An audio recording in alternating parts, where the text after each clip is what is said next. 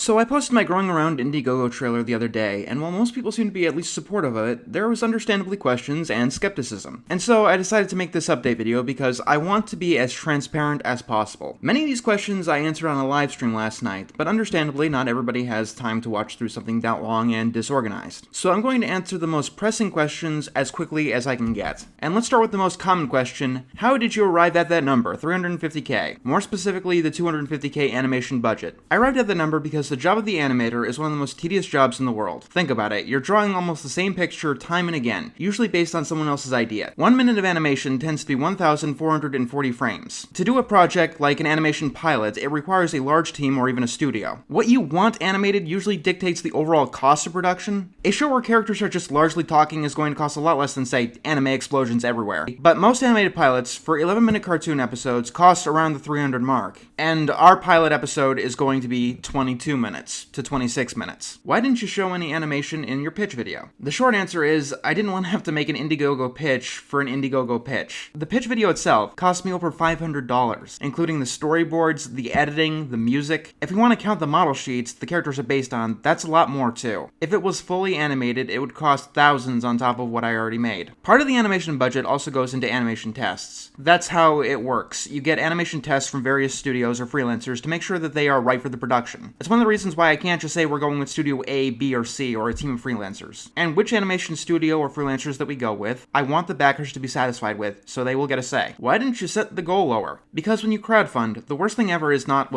making your goal. The worst thing ever is making your goal but not being able to deliver or delivering a disappointment. I want to make absolutely sure that I am able to deliver if I get the funding that I need. What if you don't reach your goal? That depends on certain facts, namely how well we did in the actual campaign. Missing by a hair and missing by hundreds of thousands says different things. No matter what, I'll reevaluate my scope, I will talk about it with my team, but the project, the world of Growing Around, it won't be dead. I will find a way to get this into reality, some way, shape, or form. Does it really take 9 months to make a cartoon episode? Yes, sometimes it takes even longer. If you want an example, and I know this is not the best reference ever, but a Family Guy episode takes a full year to make. It doesn't seem like this with most network cartoons because networks and studios are able to afford to make a season's worth all at once. What style is the animation going to be? 2D, like the model sheets and all of the art. How long are the episodes? Every episode is in the 22 to 26 minute range. The Indiegogo page has been updated to state this. I have added an FAQ section, which will be continually updated throughout the entire campaign. What do you mean by continuity driven? Everything in every episode continues into the next. People keep and retain their experiences, lessons, adventures, and consequences. If a character loses their job, it's gone. Also, characters are intended to age as the show goes on. And if I do get far enough in the series, there will be ongoing arcs. People will reference things that happened in past episodes.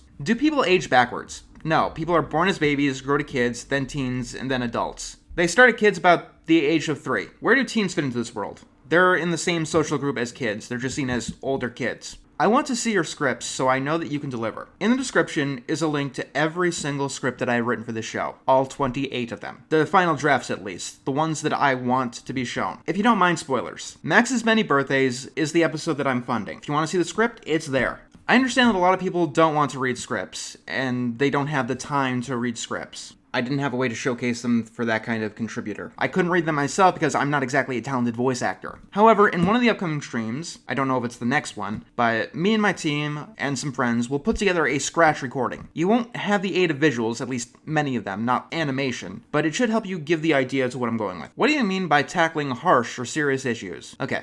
When I talk about sexuality, there are LGBT characters. One of them is a character in the show, and some of his episodes will be dealing with growing up as gay. This can be seen in the script for Space Age Love Song if you're curious. The issue of cultural identity, Anna, a Japanese character, tries to live up to the ideals of her home country while living in this world's equivalent of the United States, in wish-washing. Eternity Forever Forever is about several characters realizing that their favorite musician is an absolute monster of a person, and the complex feelings that arise from that. Society of the Treasure Trackers is about learning that sometimes even your best friends in the world move on and move away. The gender episode is entitled Pinks and Blues. Not every episode will be this extremely heavy. There's going to be a mix of more feel-good episodes and episodes where the main purpose is to feel funny. I'm not writing BoJack Horseman for kids, for instance. As for Max's Many Birthdays, it's mostly going to be a funny episode, but it's going to touch upon some of the harsher messages. The best of both worlds. How did kids come to be in charge in this world? Right now, I can say that there is an in-universe reason, but it's a full story, so I don't have time to explain it here. There will be a reason if that's important to you, but don't expect to get to it immediately. Do you really think that a Patreon will really fund additional episodes? It's a hope. I'm going to be honest. I'm not pretending that anything but the pilot is guaranteed. That is what the Indiegogo is for. It is for the pilot alone. There is a possibility of more episodes, especially if we overshoot our goal. It's a hope, and I don't want to say anything else. Will working on this show stop you from reviewing with animated atrocities and admirable animations? No, it won't. I can guarantee that. Growing around isn't something that's profitable.